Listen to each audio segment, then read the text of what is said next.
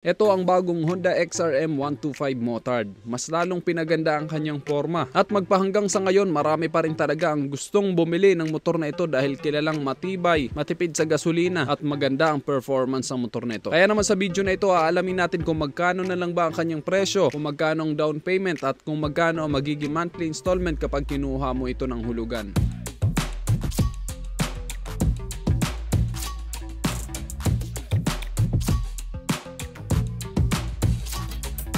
Nandito tayo ngayon sa Honda Centro Oriental Pulangi Albay at ayan, nasa harapan natin ngayon ang napaka-poging bagong Honda XRM 125. Ang ganda ng color combination nito, napaka-premium ng kulay. Combination siya ng color white, blue and red na decals. Maganda ang forma ng headlight nito, although naka-bulb type pa rin ito pero maliwanag ang kanyang stock na ilaw kaya kitang-kita mo rin ang kalsada. Malaki ang buga ng kanyang ilaw. Then yung kanyang mga turn signal lights nandito na rin katabi ng kanyang headlight kaya kitang-kita every time na magto-turn signal lights tayo, mabilis na makikita ng nasa harapan. At ang maganda sa ganitong posisyon ng headlight, sumusunod dito sa galaw natin dahil nandito nga ito sa taas. Then ayan, diba? Ang ganda ng kulay niya, color blue dito sa gitna, then may nakalagay na Honda, then color white dito sa gilid niya. At ang maganda dito, mataas ang kanyang front fender kaya ready sa mga adventure ride. Pwede mo itong idaan sa off-road, sa mga mapuputik na daan, kayang-kaya yan ng Honda XRM. Color white din yung kanyang front fender. Then napakaganda ng quality ng fairings ng Honda kaya hindi ito basta-basta mababasag. Then design for aerodynamic din ito, meron itong mga exhaust na singawan ng hangin. Then ayan, naka fully digital display na ito kaya madaling maintindihan ang kanyang mga indicator. Wala itong gear indicator pero naka 4-speed lang naman ito kaya hindi ka naman malilito. Then ayan, diba, naka naked handlebar kaya kung meron kang ilalagay ng mga mount dyan ng cellphone holder or camera holder, madali ka na lang makakapaglagay. Then mas modern na yung design ng kanyang decals. Ito nakalagay itong XRM, tapos dito sa kabila 125, pero minimalist lang pero bagay na bagay.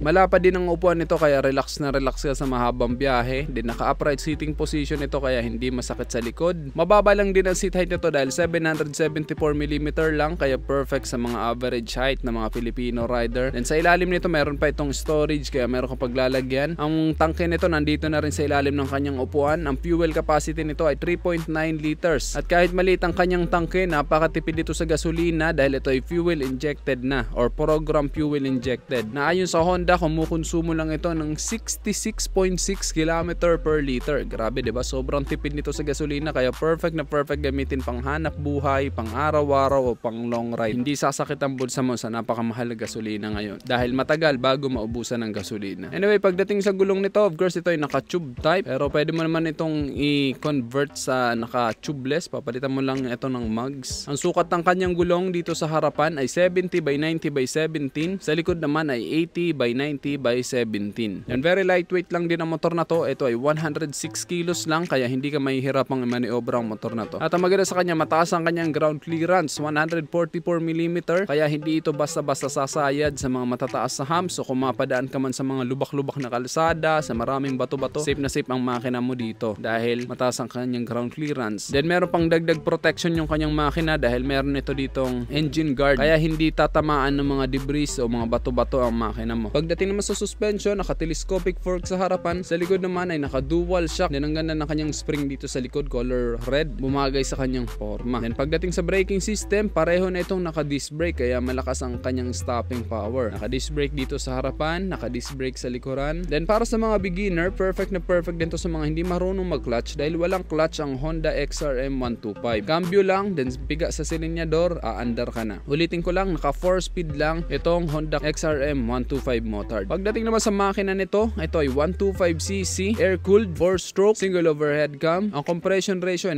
9.3:1. Then ito ay program fuel injected na. Ang maximum power ay 7.12 kilowatts at 7,500 RPM with a maximum torque of 9.55 Nm at 6,500 RPM. Kaya talagang hindi ka mabibitin sa performance ng Honda XRM 125 motard na ito. Pagdating naman sa kanyang taillight, ayan, diba? Ang ganda rin ang disenyo ng kanyang taillight. Compact ito at kitang kita ito sa kalsada kahit naka bulb type, maliwanag ang kanyang taillight. Then yung kanyang muffler, safe na safe ka dito dahil hindi ka mapapaso dahil meron itong heat guard. Kaya kahit madikit ka dyan, ganun din yung angkas mo, hindi kayo mapapaso. Then maganda yung kulay ng kanyang makina, di ba? Color black, mas stylish yung kanyang design, bumagay sa forma nito. Pagdating naman sa presyo, ang kanyang cash price ay 77,260 pesos. And available yan dito sa Honda Centro Oriental Pulangi Albay. Then of course, pwede mo siyang i-avail ng installment. Ang minimum down payment naman nito ay 4,000 pesos only. At ang magiging monthly installment mo kung 36 months ay 3,689